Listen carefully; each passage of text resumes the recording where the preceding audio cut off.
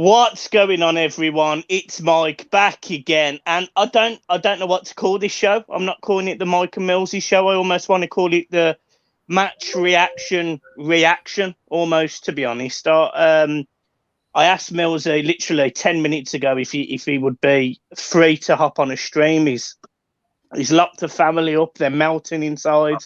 I was enjoying a nice cold drink in the garden, and then Mike just said, "Listen, I need therapy. I think the Evertonians need therapy." Who am I to say no to the legend that is Mike from the Blue Boys Network? Jesus. And actually, this is going to be a good podcast because two reasons. One, people are going to deem me quite negative here, quite worryingly negative, whereas Mills is a little bit more positive than I am. So you're going to be able to get the opinions of both camps here. I want to talk about yesterday's game. I also want to talk about other Premier League teams. So it's going to be a little bit different. So, Millsy, I'll start with yesterday. So first of all, I thought we played all right yesterday for a lot of the game. But that cutting edge, I felt like really hurt us. I felt like trying to play Damari Gray, Gordon, McNeil, Rondon, etc. I sort of felt like none of them were strikers that have scored lots of goals, and you could see that. I mean, I think in the whole Everton team, there was less than 10 goals yesterday throughout the 11 players, and you can clearly see that. And defensively, we're okay. You know, I'm okay with conceding one goal because that's only like 38 goals a season. I'm okay with that, but we're not scoring, and it's worrying me, mate. It's really, really worrying me. What was your take on yesterday?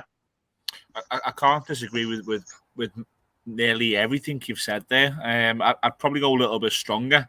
I think it's borderline negligence in the fact that we're now 3 games in, and we probably knew as a fan base, whether we wanted to look in the mirror and admit it or not, we probably knew March, April that we're going to lose Richarlison or Dominic Calvert-Lewin, and if we know that, and we're not part of the internal structure of the football club, then I imagine the internal structure of the football club knew that whether we stayed up or went down, that if we went down, probably both have to go. It's a fire sale, but if we stay up, because of where we are as a club and how we've been ran and where we are right now, then you have to bring money in. So we know that the point is we know that we're losing a striker.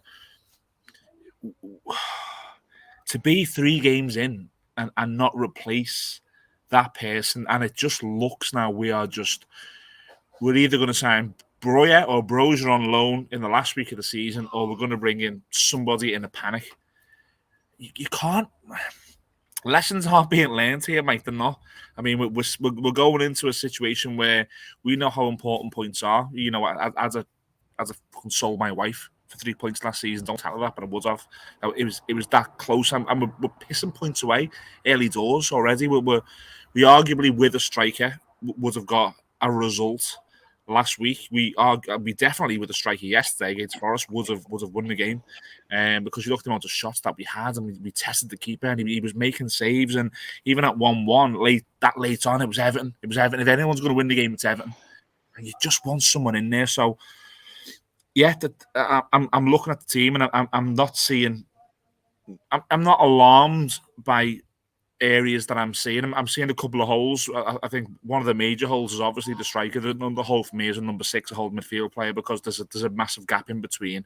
Despite how well Alex Iwobi's playing, naturally, instinctively, positionally without the ball, he's not a 6, and that does leave gaps. It has left gaps already, and that's not a criticism on Iwobi at all. He's adjusting to a new role. Doucouré's not a 6.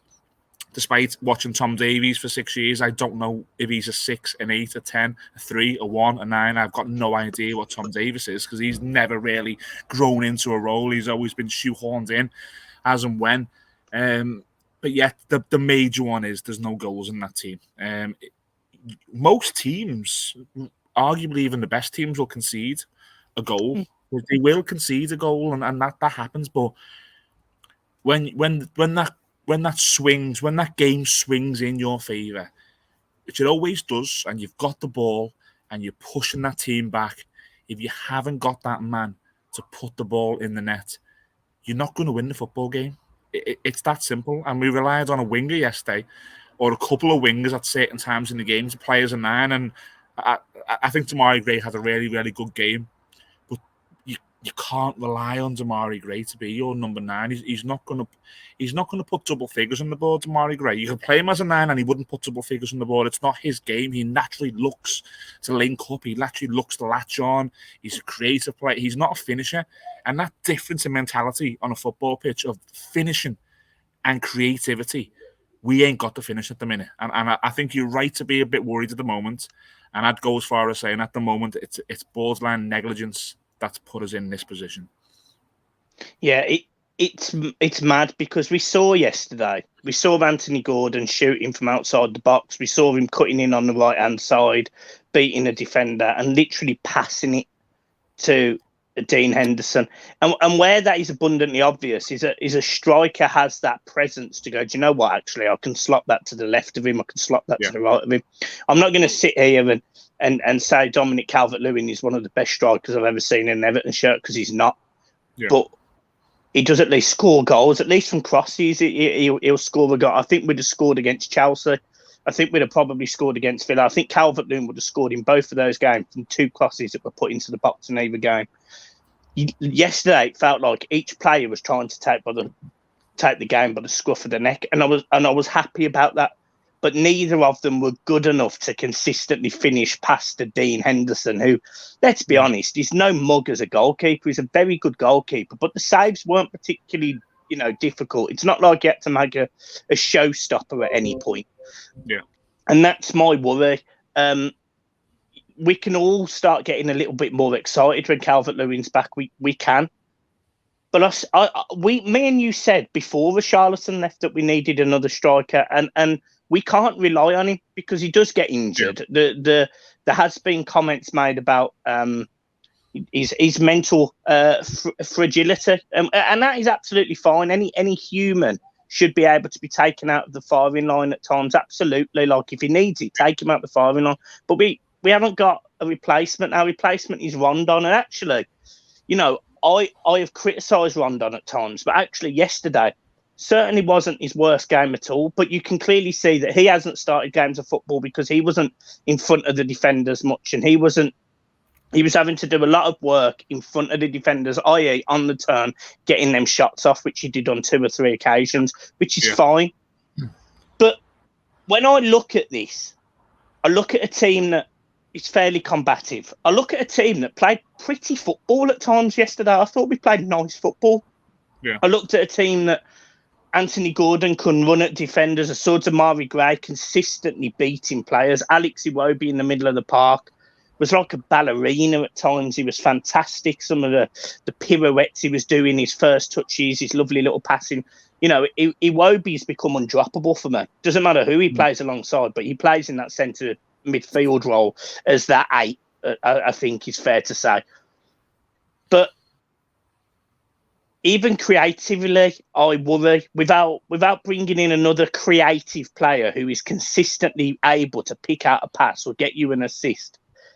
I worry because, again, people will say, oh, yeah, you're going on statistics there, Mike. But actually, there's less than 10 assists in the Everton front 3 in Dwight McNeil, Gordon and Damari Gray from last season, I think. So when I sit there and I look at these assist charts and creating that opportunity for the striker, we're also not creating enough.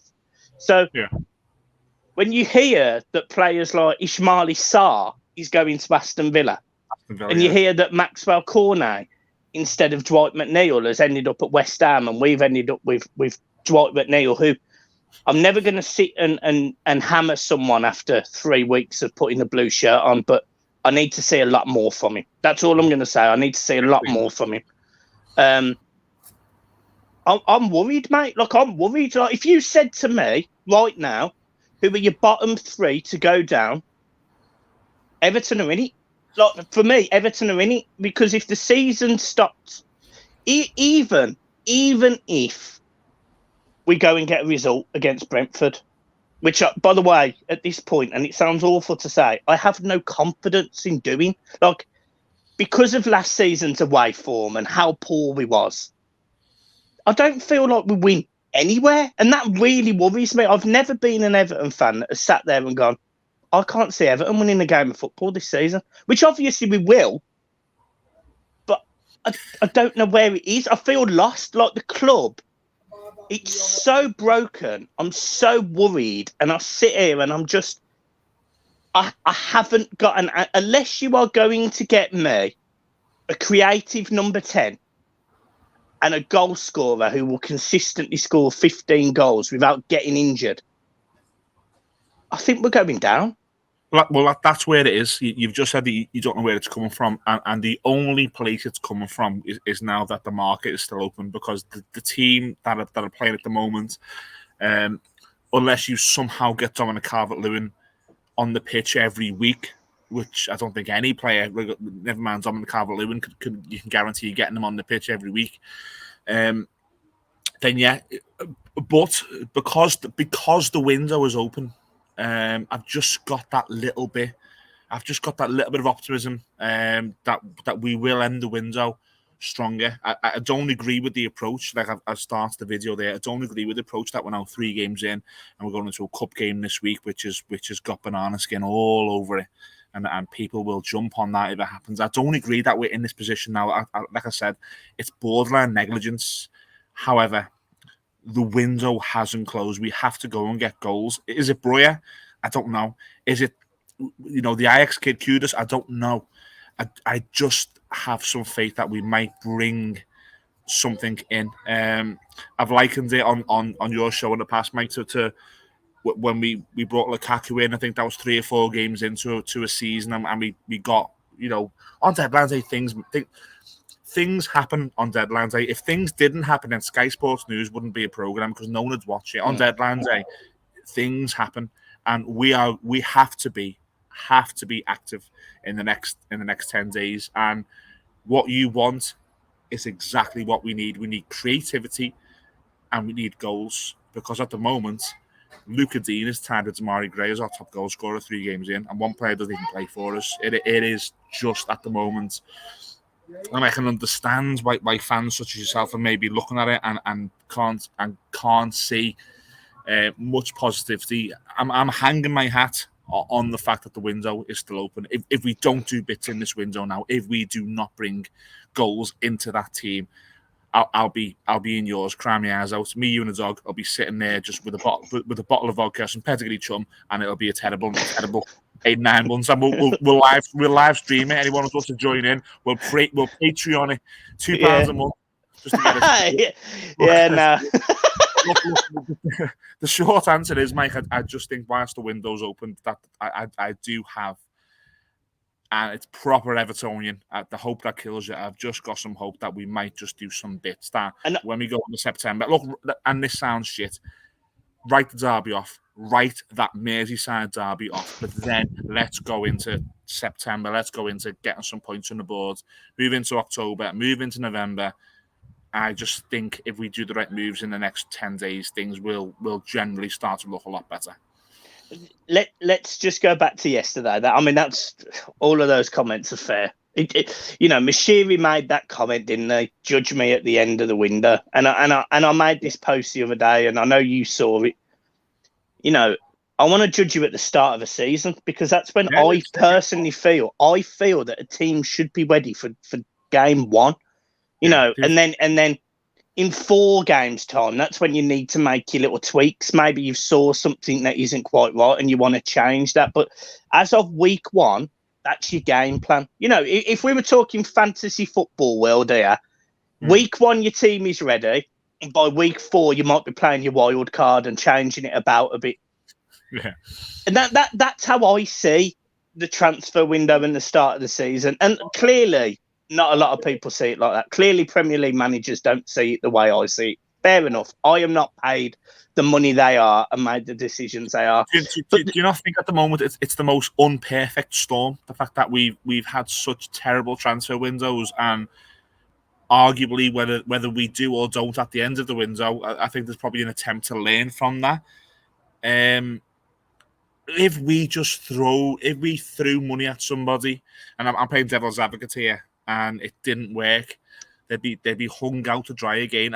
There's an argument both sides. I can see whilst maybe going into week 4 or 5 may get you a better deal as a business model and as a football club. However, I just think that there should have been some sort of, if that's plan A, then you bring someone in anyway. You bring a loan deal in, you bring somebody in week 2 of pre-season. Listen, not Enner Valencia, but you bring an Enner Valencia in and you say, look, you're going to be part of the squad this season because at times we will need you because there's nobody else. And maybe that sort of deal should have already happened. Do you know what my issue is with that? And I absolutely agree with you. But do you know why I also disagree with you? Really weird. Yeah. That Rondon, for example, right? We knew that he was missing the Chelsea game. We knew that. And I almost felt like we played to get a draw in that game. And to be fair, we almost did. Yeah. So we wouldn't need the striker. We weren't going to have the ball. We use our pace on the attack. Why do you need Rondon? I get it. Where there's negligence then is in the Villa game. And I'm not a Lampard out, by the way. I'm still firmly behind Lampard. So, but I do think that was a mistake. Whether he could have played 30 minutes, 45 minutes, I don't care. I think we should have started with Rondon, but that's just my opinion. But if we were going to lose a striker, and if we know, like Lampard come out after his press conference, after the match and said, look, our targets that we want to sign are still out there. Like the business we want to do is still there to be done. Why release Ellis Sims so early? Yeah. He scored 15 goals last season or the season before. He scored 12 the season before that. He scored 3 in the Championship already.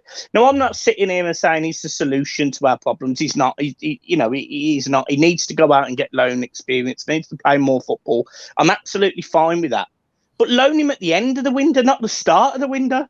Loan him on deadline day. You know, if he can play.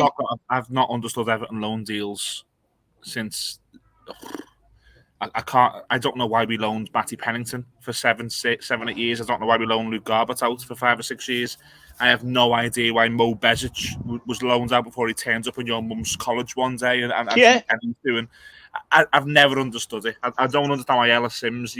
I think he's probably scored. Well, I think he scored more than 3 goals already in the Championship. I think he scored more already for Sunderland. I'm not saying give Ellis Sims the number 9 shirt and stuff, but what you're saying there is absolutely correct. He plays 4 times. Yeah, when you're so short of a striker and you've got someone there who, okay, look, he may not become a Premier League player, but there's nobody else at the moment. There's nobody else. We're playing a team that yesterday had a back 3 made of Worrell, who is a Championship player, and 2 other players that, no disrespect, I hadn't heard of before yesterday. You know, I don't know whether they played in the Championship with them or whether they were new signing. I don't know. But the facts are, Ellis Sims yesterday to replace Rondon would have been absolutely fine in that game. Like, he is probably at that level. Like, he probably is, at this moment in time, either a lower Premier League striker or a Championship striker, which is exactly how I perceive Rondon to be. So I don't get it, and I wish I could sit here and get it, but I don't know who's to blame for that. I don't know whether Lampard was given assurances we were bringing in the striker, therefore ticked off his loan deal. I don't know whether that was Kevin Thirlwell, but no one, in my opinion, has learnt their lesson because we're still short in that position. We haven't replaced Richarlison 8 weeks on. And I can sit here and criticise the board, Kevin Thirlwell, Frank Lampard. I can criticise all of them for different things. But all I actually want is for us to win football matches and make me feel confident about staying up. And I don't. I do not feel confident. I put out a tweet earlier, and I'm not playing devil's advocate, but I'm saying this could happen. In 2014/15, Aston Villa stayed up by the scruff of their neck thanks to Christian Benteke. The season after, they went down with 17 points. They were awful. Aston Villa would be perceived to be a fairly sizable club, a club with good history, Exactly how I would perceive Everton to be: a decent-sized club, a good history, a good fan base, loyal fan base. The similarities scare the shit out of me because with Richarlison now gone, I am now seriously worried that we haven't got that person with that mentality that goes, you know what, I'm keeping this football team up this season. And I look around that entire team and I don't see it. And that's what worries me. We can bring in a striker. We absolutely can bring in a striker. We can bring in a number 10, but you can't bring someone in that goes, do you know what? This is my job to keep this team up, because I think they're so rare to find. And that's what worries me. Yeah, I think, again, devil's advocate, I don't disagree with what you're saying. I think you probably bought a couple of characters in already who may take that responsibility. I think Tarkowski and Conor Cody will add to Seamus Coleman, who's in that dressing room. If Seamus Coleman's not playing for Everton Football Club, he's there Monday to Sunday. He's part of the dressing room, part of the squad. I imagine his voice is really, really loud. I think you've got people behind the scenes, such as Leighton Baines, who's going to be pivotal if Everton do find themselves in some sort of trouble, just to basically be a fresh face of Finch Farm and join in some first team, training and have a chat and things. I think there's enough there mentality wise. But what I do really, really agree with is you need someone to put the cape on now. You need a Kevin Campbell. You need a Duncan Ferguson. You need not that he should be spoke about in alongside these legends, but a Romelu Lukaku who will just say, I might not give two shits really, but I'm going to score 2 goals today and we'll have 3 points because I'm pride myself on that. That's where my pride comes from, and that's not there at the moment. I don't think Dominic Calvert-Lewin has that anyway. I don't think Dominic Calvert-Lewin really has kicked on. I mean, from that 2021 lockdown season where he has a really, really purple patch and he scored for England on his first start and he was part of a European Championship squad. You should really kick on from that. You should really, really kick on from that. And he hasn't. And fair enough, there's been injuries and I've got my beliefs on what's happened there. My belief is I think he's bulked up too much. I think as a gangly striker, he was there every week and all of a sudden he looks like he could be James Bond, and he's injured every week, and that's my personal opinion. I think he's bulked a bit too much. But you're right in what you're saying. I think mentality wise, if Everton are in the shit, I think there are characters there who will try and take responsibility and there'll be a voice. But you do need someone to say, just fucking give it to me, and I'll sort it. I've got the fucking confidence. Whether it's a Lukaku who just wants to score 2 goals and put an Instagram post up, whether it's a Kevin Campbell who cares so deeply about what he's doing for this football club that he'll do everything for it, that's lacking. When you asked me to come on the show today, what I did think of straight away, straight to my mind was Anthony Gordon. I was watching him quite closely yesterday, and I think in the first half particularly, he was very, very naive and being greedy. He wanted to score a goal, and whether that meant he was going to kiss a badge or he was going to do some sort of celebration. But I think at times he was very, very greedy, and I think that hurt Everton yesterday. And what I wanted to say to you, or I'll ask you really, Mike, is in hindsight, which is always brilliant, but in hindsight, was it the wrong move to play Anthony Gordon yesterday? Was the focus was on him? I sat there watching Anthony Gordon as an Evertonian.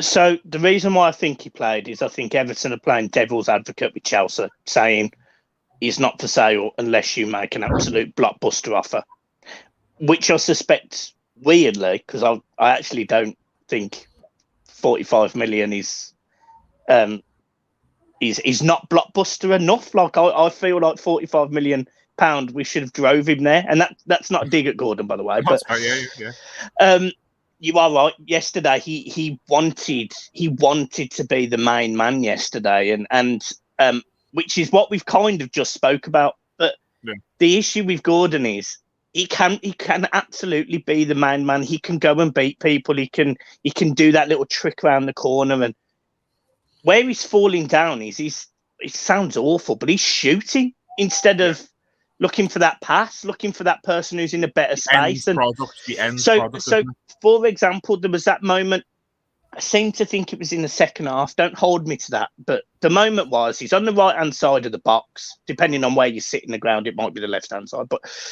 on the right-hand side of the box, he beats a man, and then he lets off a really tame effort with his left foot.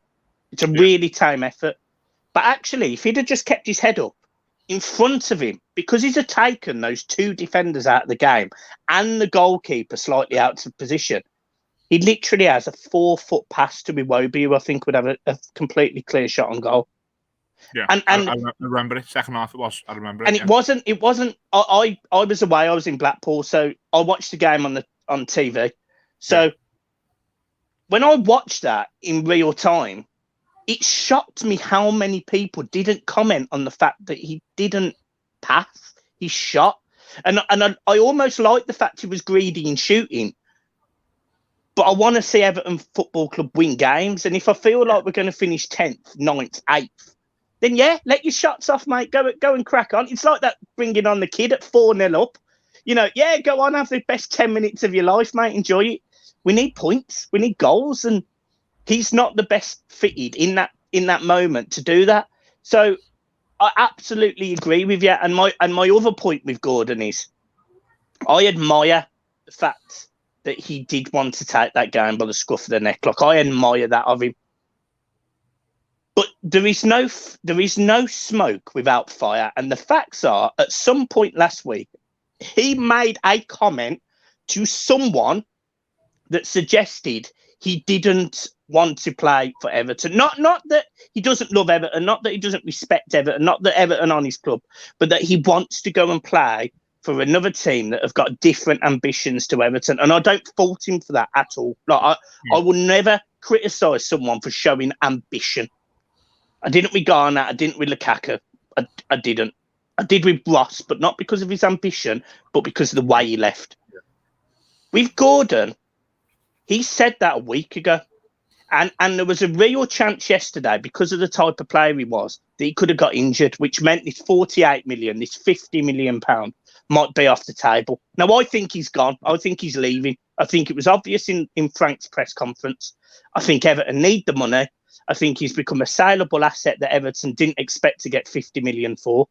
And I think Everton are probably going, yeah, we're going to take 50. As soon as 50 is put in front of us, we're going to take it. Yeah. It was a needs must to play him yesterday, because Dwight McNeil, I'll be straight, is disappointed. And I don't know who else would have played, because it wouldn't have been Dele Alli. He was never coming on because he's leaving. That was just so strange why he was on the bench, because Lampard's look the Gordon one on Friday, the press conference I said to some friends in work who were Evertonians, and I said, if he issues a hands-off warning, he's not going, because for the simple reason is Lampard's built this relationship with Everton fans now that he wouldn't be able to say hands off again, and then he goes within 10 days. And when he never done that, I'm the same as you. I thought, okay, let's get ready because this is happening. With Dele Alli, it was the same. There was no hands off warning. It was very much like, there's things happening and I can do so much. Why on earth is he even on the bench? Because we've got no. The problem is we've got no. Could you imagine, right? 3 games into the season, and Everton have got a bench fundamentally full of kids. Like, saying that to the opposition of a Premier League team, them going, if we can beat their 11 that are on the pitch now, they can't change this game. If I'm Steve Cooper, though, I'm looking at that and going to my staff and maybe some experienced players. If Ali comes on, he's about to go to Turkey. He's not going to want to. He won't go in for the 50-50. He's not going to do much. It just seems to me, I'd rather put Tom Cannon on the bench yesterday. Really, well, and just say, do you know what? If we got to where we got to yesterday, where it was 1-1, and the board goes up at 4, and I said, "Go on, kid, go on." Yeah, so would I. And another thing I did want to mention was the substitutes yesterday. Rondon and Davis, who were replaced by Anana and McNeil. Now, firstly, I am going to be completely hypocritical on myself. So I said I wanted Onana to start 100%. I absolutely was one of them Blues. I said, look, if he's fit enough to train, he's fit enough for 45 minutes. Give me 45 minutes against a Forest side that are newly promoted, dominate the midfield, do a couple of them long bursting runs that he did against Villa, get us a goal, get us an assist. Go and do it, mate. Go and do it. Be that man. Tom He's Davies. Raw, He's raw. He's very, very raw. He is very, very raw. So I was wrong in saying that. I'm putting that out there. I was absolutely wrong in saying that. But the one that really, we had no hold of midfield, because I've got to be honest, he was absolutely everywhere. I was when he was in a defensive third, I was worrying about him giving penalties away. He got a yellow card. He could have, I'm not going to say could have got another one, but he weren't far off. I was really worried about how he came on. He definitely tried to stamp his authority on the game, but I was a little bit worried. I think some people are questioning his attitude already, which I don't agree with that, because, young players are going to have this attitude. They want minutes, and, people criticise Lookman for it and Moyes Keane for it. I actually have no issues with that. I like a kid who's going to come in and go, do you know what? I want to be that man. I love that. Right. Cocky attitude. Love it. But yesterday he was poor. He was poor when he come on, and Tom Davies was wrongfully subbed. Actually, I thought Tom actually had a decent game. He should have scored, but he played all right. Actually, I thought Tom. I thought he was neat and tidy, linked up well with Iwobi, and I felt like both subs were wrong. Absolutely, because when Rondon come off, we had no vocal point up front. They couldn't hold the ball up. That allowed Forest to consistently go at us, because Onana had come on in midfield. They were bypassing the midfield, and all of a sudden, this quality that they've got up front, which is where they've got most of their quality. They've got I can't pronounce their striker's name. £17 million. They've got the lad who scored. I think his name's Johnson. He scored. They've got Jesse Lingard, Morgan Gibbs-White. They've got plenty of They've got quality. So all of a sudden, you've literally got defense versus attack, and we can't keep the ball up the other end. So, if there was a reason behind those two substitutions, fair enough. I.e., Rondon was injured, blown out of his backside or whatever. But I think they cost us the game yesterday. Them subs. I can't disagree. I really, really can't. I'm not gonna sit here and lie to you. When I seen Onana coming on when I was in the stands, I thought, okay, let's see what this guy's got. It's 0-0. If this guy goes and creates something, that's me as a fan. What I didn't agree with, and I said to a guy next to me in the stands yesterday in the Park End, I just don't understand, as unpopular, unfit, talented-wise, maybe not what you would need, but he is the only focal point. And I think yesterday you could have changed the game to suit Rondon. I think someone could have came on, Dwight McNeil could have came on and whispered in his ear, you do not move from that box now I'm on. I am going to whip it in at every chance I get. That's the instruction from the coaching staff. Don't move. I'm going to whip it in. Tell Damari it's the same. I just don't understand why that wasn't the instruction, because you're right in what you're saying. We lost a little bit. And then the more we lost in percentage-wise in the ball we had in their half, the more they had it in our half. And I was saying to the guy next to me again, if anyone's going to fucking score here, it's going to be Forest. They're going to score a goal here, because that's the game swung. I don't understand how you can... What hasn't worked in the first two games, how you can revert to that in-game at 0-0 at home to Forest. And, mate, I want Frank Lampard probably more than a lot of Evertonians, and maybe on this show, maybe you'll agree. I'm an advocate for him. I so want it to work. I want the fans behind the plan. I want the club behind the plan. But when he gets it wrong, I'm going to call out, and I'll call out now, those two subs yesterday, they did not help us whatsoever. No, I'm in the same camp, mate. Same camp. I want it to work under Lampard. I'm not Lampard out at all. I think tactically at times he's naive. I said that last season. I said that the Villa game. I said he should have played a Rondon type player. He should have brought a striker in. Fair enough. You are right. I thought he would have learnt his lesson, and he hadn't. And I will be very concerned if we go into the Brentford game. And I'm sorry to say this, if we haven't got another striker,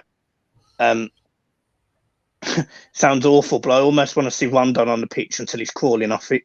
Because if he can literally stand there, get the ball on his chest and knock it left and right, like he did on a few occasions yesterday, I'm all for it, because we need that vocal point. It was so obvious. There was a moment before he went off yesterday. There was a moment where we had to throw in, and they hit Rondon. He won the ball from a throw in, and we were away into Mari Gray as a counter attack. Yeah, that's what you need Rondon to do. I'm not coming on this show, and I'm not saying I think Rondon playing is going to result in Rondon being on the goal scoring sheet. I don't think that. I don't think he's that level of a striker where he's going to put the ball in the net for you in the Premier League. But he's a focal point. He is someone that will, if you put a ball in the air, he probably will win it. He'll win a duel. He's not going to run the flanks, so you've got to work around that. But you're right, until there's somebody else, he has to play. He absolutely has to play. The Fleetwood game, again, I would personally give him 60, 70 minutes, and I'd throw Tom Cannon on for 20 minutes. And I'd just say, look, you know the situation we're in. This is the golden ticket for you, my man. This is the golden ticket. Here you go. Yeah. Honestly, you score past Fleetwood, you get yourself in the team for Saturday against Brentford. And honestly, mate, there's a good chance you get 10, 15, 20 minutes in the first time. Isn't that what football should be? Absolutely. Absolutely. Right. Let's talk about. I asked a question earlier. I asked the 5 teams were going to be at the bottom of the league. I replied on Twitter. You did. I don't actually think you put Everton in your bottom 5. No, I didn't. I had I think I had Bournemouth to be bottom. Yeah. I think I had Southampton second bottom. Let's just have a look what I did have, actually. I didn't have Everton in there. You're right. I personally think that we'll be okay. I had Fulham at 18th, which I do think that Fulham under Marco Silva at some point will be a single stone. Aston Villa, I've gotten 17th. The reason I've done that is because I don't think Steven Gerrard will last the season, and I think they'll bring a Allardyce type in just to see them into 17th. And then I put Brentford in 16th because I just think, same as last season, that as attractive on the eye as they can be over 38 games, I don't think Brentford have enough to be any higher really than that lower mid-table. And the reason I haven't put us on there is, like I said, start of the show, I've just got some faith in the next 10 days. Call me a goddamn idiot. I've just got some faith that we might get somebody in, and I'm hoping it's going to be someone who can just put the fucking ball in the net. And if you get that person in there, if Everton score goals, we'll be okay. We will be okay. Yeah, we will. Yeah, absolutely. My issue is the fact we're 3 games in. That's my issue. The fact that we're 3 games in, and look, there's a lot of positive Everton fans as well, and a lot of them have said Everton probably could have had 5 points by now, if not 7, because some people are saying we should have got a draw against Chelsea. We should have got a draw or a win against Villa, and we should have beat Forest. I'm not against that. The facts are we've got 1 point out of 3, so I'm sort of going on that. My worry is I don't trust this board. I don't trust the board. Yeah. I'm still on the fence about Kevin Thirlwell, just because some of the decisions that have been made in terms of Ellis Sims and things I think are mad. And if that was him, they're mad. I don't get it.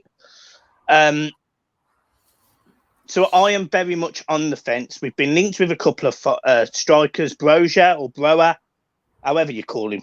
He was not. He was Broja. He was not in the Chelsea team today. which in my mind signals that Anthony Gordon will be leaving Everton to join Chelsea for about £48 million, and Broja will be coming the other way. Another player that played for Chelsea today was Conor Gallagher. Didn't play well. He did not play well either. He did not play well at all. And if Everton are getting £48 million from Chelsea, I would be one of the first people here to say, get him. Go and get him. 30 million. Whatever it takes, 30 million, go and get him. Because I think in an Everton side, I think he improves us. And I think that leaves us enough money to go and get Kudos from Ajax, who I believe, look, there's literally weird rumours flying around. Some in Holland are saying it's not happening. In the UK, apparently it's pretty much a done deal. So I don't know where we are on that. But this is a guy that's got a poor injury record over the last 3 years. It's a shocker. It's an absolute shocker. Yeah. But he has been described by Ten Hag, by other managers of Ajax, that this kid is really talented. Talented, yeah. Now, if he can come into an Everton team and produce something, I'm all for it. I'm absolutely all for it. If you get them 3 players in, I'm going to caveat my prediction. I think Everton finished 14th. If you don't bring players like that in, I think we're in a very serious relegation battle. No, I can't disagree. And again, the whole premise of me being slightly more optimistic than you is the fact that the window's open. If the window had closed last night and this was a show, I would literally make that side bet would be a double brandy and coke, because I would not be optimistic for the the next 5 months. Conor Gallagher, yeah, I just said he didn't play well today, but that's no reason to not bring someone in. Chelsea didn't play well. Exactly. He showed enough last season at an Evertonians are going to fucking hate this, at a team that we're probably a little bit behind. He showed more for them last season. So that means that he would arguably do the same, if not more, for us. Kudos. I mean, I was looking at an Ajax fan site, a fan Twitter site, and they likened him to when they had Stephen Pienaar. The fact that he wasn't given enough time and he had little bits of injuries and stuff, but when he was on the pitch, and look, you can't rewrite history and you can't repeat history, but look what happened to a lost Stephen Pienaar when he came over to Everton. It reignited him and it helped us, and you're hoping that deal is going to be very, very similar to that. If you bring him in and he gives you the number 10 shirt that Dele Alli arguably should have, then you do then need another attacking player and you need a goal scorer. So there's lots and lots to be done. And yeah, look, where you are now, I would be exactly there if the window was closed. I'm just looking for the next 10 days, just so hopeful that we get something done. I don't think the manager is a mug, and I don't think he will allow the window to shut without something coming in. I'm worried by some of the names. I see Neil Maupay being linked this week. I was looking. I was on the toilet already when I seen that, and that kept me in there for 10 more minutes. I wasn't coming off the toilet when I seen that. That was a joke. But I don't think Frank Lampard will allow this window to close unless he gets a striker in. And whether it's the right striker or not, I don't know. I don't know much about Grassi, the player from France. I don't know. He also hasn't played today. He's been left out 2 squads in the past couple of weeks. I know. Yeah. His stats don't look right, but again, sometimes that shouldn't count and doesn't count for much, because you just need that new lease of life as a footballer, and maybe Everton are that new lease of life for somebody like him. We just fucking need to find like a Jelavic or something in Scotland. That's exactly what we need now to go. Well, £5 million, come and do it. I'm so glad you've mentioned Scotland and funny enough, Rangers, because the other one that I would be considered to go for would be Morelos. Mate, get him in. I couldn't argue with it. When I watch Rangers, he gives a shit. He cares. He fights. He scores goals. He's dirty. Bit of bite. I would not be. If the yellow ticker on Sky Sports News came up now and said that we'd made a bid for him. I would not be against that at all. We that level of player is probably what you need. Someone to come in and be a bit of a bitch up front and fight and do things and cause all sorts. You seen last week what a SPAC can do other side of the park, where the Palace centre half Anderson was going after Darwin Carroll and he wound him up, didn't he? And he got him sent off. Yeah. So you can see what that can do. I mean, we've seen with Yerry Mina last season with Havertz. He was using Havertz, and I think Mirallas would give you that. So, mate, I would be all over Mirallas. I am so hoping. I was so hoping that everyone has just watched the last minute of that and wet themselves at you calling Darwin Carroll. It's brilliant. Absolutely brilliant. Although you do know he's going to score in the derby, don't you? I've brought that on us. I have brought that on us, so it's all on me. If you see me after the derby, please don't throw your pint at me. Yeah, no, don't worry about it. Right, okay. It's only right that I ask you this. It's only right. We obviously play Fleetwood in, what is it, 2 days? Yeah, is it Wednesday we play them, yeah? Is it Wednesday? I think it's Wednesday, yeah. Yeah, it sounds really mad. I've got plans to go over the water and watch Tranmere on Tuesday. They're playing Newcastle, so I think we're definitely Wednesday. Yeah. Mate, anything to show my son some sort of fucking. Yeah. Mate, you've got to. At the end of the day, if you want them to fall in love with football, it's difficult taking them to Everton at the minute. Take them to fucking Tranmere. Yeah. So bad it is. Let's go with a little score prediction. Everton against Fleetwood. Can I ask you a question before I answer that? If you don't mind. Yeah. Do you think that we're going to take this competition seriously? No. Okay, I agree. I agree. I think there'll be wholesale changes. I think you may even see a change of formation. Yeah. I think the goalkeeper's changed. Seamus Coleman comes in. I think Michael Keane comes in. Onana starts. Vinagre plays left back. Rondon plays up front. Tom Davis stays in there. I don't know if he'll go as far as playing Gabamon or Gomez, but Allen definitely comes in. And I think a team in the lower leagues who play a team with wholesale changes against a team with the wholesale changes who probably aren't that good and then don't care that much, it's a banana skin for me. I'd like to think Everton have enough to get through it, but I don't think it's going to be similar to when we played them 2 years ago when Carlo was the manager and we had Richarlison, Lewin, Bernard, and we played Luca Dean. Score prediction wise, I think it sounds crazy. If we have wholesale changes, I think you're probably going into penalties. Honestly, I think you are going into penalties. If we don't make wholesale changes and he takes it seriously, then you should win 2-0. Yeah, I'm going 1-0, but yeah, it wouldn't. I'm just going to say it wouldn't surprise me if it goes extra time penalties. Like it wouldn't. I think it's really, really difficult to judge, and just to upset and throw the apple cart in there a little bit. Do you know how much money you've just mentioned in those players that may come in? Gomez 25, Gabamon 25, so there's 50. Allen Michael 20. Keane. So the 70. Then Michael Keane 25, 95. So you're talking 95 million on players that you would release. Yeah.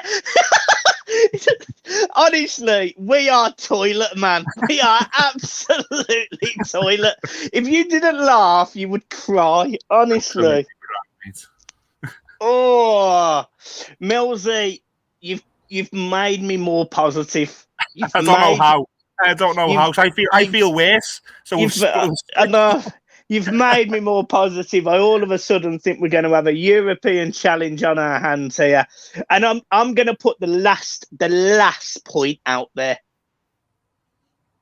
There's 2 current Premier League managers that are having a very tough time at it. One is David Moyes, and the other one is Brendan Rodgers. Now, if the board pulled the trigger Would you take either of those? Today, no, I wouldn't. I'd be very, very tempted by Brendan Rodgers. I'm not going to lie. Any manager who gets themselves into this situation has to have some sort of accountability for it. Now, Brendan Rodgers got himself into a situation where he's under pressure. I think the really, really top managers get themselves under pressure by not winning a cup one year or not finishing in a European place one year. It's very, very different to what Brendan Rodgers is doing now. I think he's really, really struggling. I don't know the factors behind that. I really don't. It may be that his hands are tired. I don't know. It's the 3 and 4 year factors. This is what happens with Brendan Rodgers. The first 2 seasons are fantastic. After that, it goes to the toilet. Yeah, look on the eye. He plays good football, but Ian Holloway's Blackpool played good football in the Premier League, and Brendan Rodgers is a better manager than Ian Holloway. But it's not about just playing good football. It's at the end of the day, you can play good football and draw 1-1 every week. You've got to eventually, and that's why Roberto Martinez didn't succeed at Everton Football Club, because he couldn't get his head around the fact that some games you can win 1-0 by not passing the ball 80% of the time, by just going route one. So no, I'd be tempted by Rodgers. David Moyes, I think that ship has absolutely sailed. I would probably put money on the fact that we would never ever see David Moyes as Everton manager again. And why I say that is because if he's a success at West Ham, because of his failures before it, he will stay there forever now. That's his job until Scotland or Celtic. If they sack him, the fan base would not allow David Moyes to come back in after being sacked by West Ham, Sunderland, Manchester United. It just wouldn't happen. I think if there's any sort of 30-second clip that anyone wants to take from my section on this show, I think we as fans, we have to. It's about fucking time that we did this. We've got to get behind who's in the seat at the moment. And it's probably not going to be a great season. I imagine it's not going to be a great season. I don't think Everton are going to bring a cup down Queen's Drive. I don't think Everton are going to qualify for Europe. I think there's going to be more bad results than good. But we're at the very, very start of what this man is trying to do. And this man is no mug. He doesn't think that he's going to do this in 1 or 2 years. I think he's probably thinking if he gets us into Bramley-Moore and he's had a couple of good seasons with some young players who are growing. And again, patience. Let's be patient with Patterson. Let's be patient with Mikalenko. Let's be patient with Onana. Let them grow into this team. Let's go into the next window and try and strengthen. Whilst remaining in the league. I think all of us have to get behind it, because the alternative to not get behind it is when we hit a bad run. Arguably, we're in a bad run now. Is we get rid of him. And who the fuck is out there? What then? Do we bring somebody else in who's not the director of football's choice, who's maybe the fucking chairman's mate's choice or the owner's mate's choice, and we interview all sorts? We've got to get behind him. And look, I'll be on this show in 4 months' time saying the opposite when we're bottom of the league. I'll be saying Lampard's out, fucking Pereira in, Moyes in. But I'd like to think that at the moment, a change of manager question is nowhere near what we need to be discussing. I'm glad we agree. I was quite long there, wasn't I? I said no, but I'm glad you agree. Like, I'm all. A sunshine strongbow has made me want to talk more. God, poor Becca, Jesus. She's gone out, so I might have one more. Oh dear, guys! Look, we're leaving it there. It's only the 53/4 minutes in. Millsy, as always, it's been a pleasure. I don't know what I'm calling the title of this video, but it will be out. Well, you've watched it, so it's out, as you can say. Can I just say a big thank you to you and to everybody that you helped make the Alfie's Fun Day last week a great success. I know you donated some money and you put it on your socials, you put it on your YouTube channel. Alison, who is Alfie's mum, an absolute rock star, she was absolutely delighted that they raised over £1,300 for the Alfie squad on a day last Saturday at the the Irish Centre in Liverpool. Myself and Pricey from across the park, we were down there. Michael Ball, ex-Everton player from View from the Bullens, he joined us on stage. We had quizzes, raffles. There was lots to do, but yeah, they raised £1,300, and what that did is it took him over the £20,000 mark for raising money for children bereaved by suicide, which is for a 13-year-old boy and his mum to do is unbelievable. So thanks to you, Mike, because you donated some money and you put it all over your channel. So anyone else who's seen it on this channel and helped out, thank you so much. Matt, it's the least we could do. It's a great cause, obviously. Donating, it's what it is. They've done a fantastic job. Such a young lad to be so passionate about this. Obviously, his mama.